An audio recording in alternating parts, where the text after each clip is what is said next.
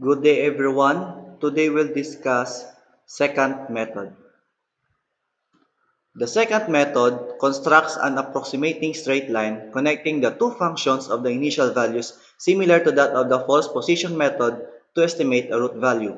The technique starts off by assuming two initial values that are labeled x sub 0 and x sub 1 along with their respective functions f of x sub 0 and f of x sub 1. Note that the two initial functions should only follow the condition that f of x sub 0 is not equal to f of x sub 1 for two different values of x, meaning that both functions may be positive, negative, or they may have opposite signs. Other than that, there are no other conditions needed. Then, an estimate of the root x sub 2 is determined by the equation x sub 2 is equal to x sub 1 minus f of x sub 1 times the quantity x sub 1 minus x sub 0 divided by f of x sub 1 minus f of x sub 0. To continue the process, disregard x sub 0 and substitute the previous x sub 1 to x sub 0. Then substitute the computed x sub 2 to x sub 1 in order to compute for a new root estimate value x sub 2. The process is repeated until the terminating condition is satisfied. Take note that since secant method is an open method, it does not have the bracketing property like the bisection method. Therefore, the method does not always converge. But when it does converge, it generally does so much faster than the bisection method. Example, use secant method to obtain a root from the function f of x sub x is equal to x cubed plus 4x squared minus 10. Terminate the process if the absolute approximate error is less than or equal to 0.0001 and tabulate the results.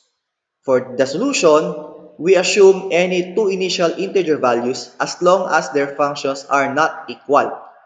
Let us assume that x sub 0 is 2 and x sub 1 is 3. And then evaluating for the functions f of x sub 0, that is 2 cubed plus 4 times 2 squared minus 10. This is equal to 14. And then f of x sub 1 is equal to 3 cubed plus 4 times 3 squared minus 10. This is equal to 53. Since this is secant method, we just follow the condition that f of x sub 0 is not equal to f of x sub 1. Since we have followed this condition, we can now use 2 and 3 as your initial values. For the first iteration, we will now use x sub 0 is equal to 2 and x sub 1 is equal to 3. And then f of x sub 0 is 14 and f of x sub 1 is 53. Solving now for the new root estimate x sub 2, that is equal to 3 minus 53 times 3 minus 2 divided by 53 minus 14. This is now equal to 1.641. And then evaluating for f of x sub 2, that is equal to 1.641 cubed plus 4 times 1.641 squared minus 10. This is now equal to 5.1905. For the second iteration, we now use x sub 0, which is x sub 1 earlier, we have 3. And then we have x sub 1, we now have the x sub 2 for the first iteration, that is 1.641. And then f of x sub 0 is 53 and f of x sub 1 is 5.1905. And then solving now for the new root estimate x sub 2, that is now 1.641 minus 5.1905 times the quantity 1.641 minus 3 divided by 5.1905 minus 53. This is now equal to 1.4935. Solving for the absolute approximate error, since we have a previous approximation that is equal now to the absolute value of 1.4935 minus 1.641.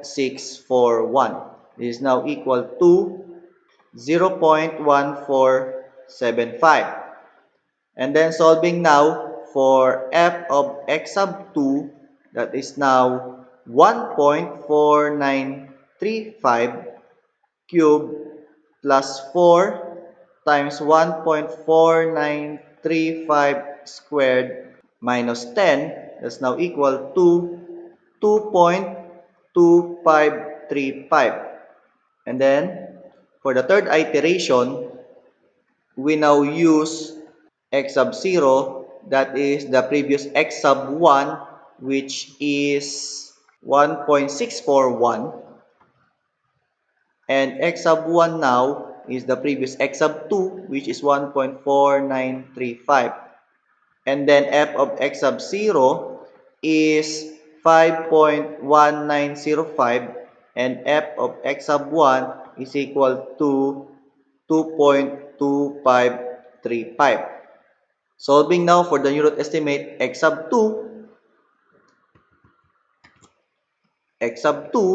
that is now 1.4935 minus 2.2535 times the quantity 1.4935 minus 1.641 divided by 2.2535 minus 5.1905.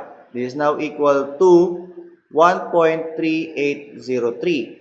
Then solving now for the absolute approximate error, that is equal to the absolute value of the present approximation, that is 1.3803 minus the previous approximation, which is 1.4935. This is equal to 0.1132. And then solving for f of x sub 2, that is equal to 1.3803 cube plus 4 times 1.3803 squared minus 10, that's equal to 0.2507. Since your absolute approximate error is 0.1132, we continue with the iterations until it reaches the absolute approximate error of less than or equal to 0.0001. After 6 iterations, we have obtained the root x sub 2, which is 1.3652 with an absolute approximate error of 0. Since this is less than or equal to 0.001. That ends our discussion on secant method. Thank you.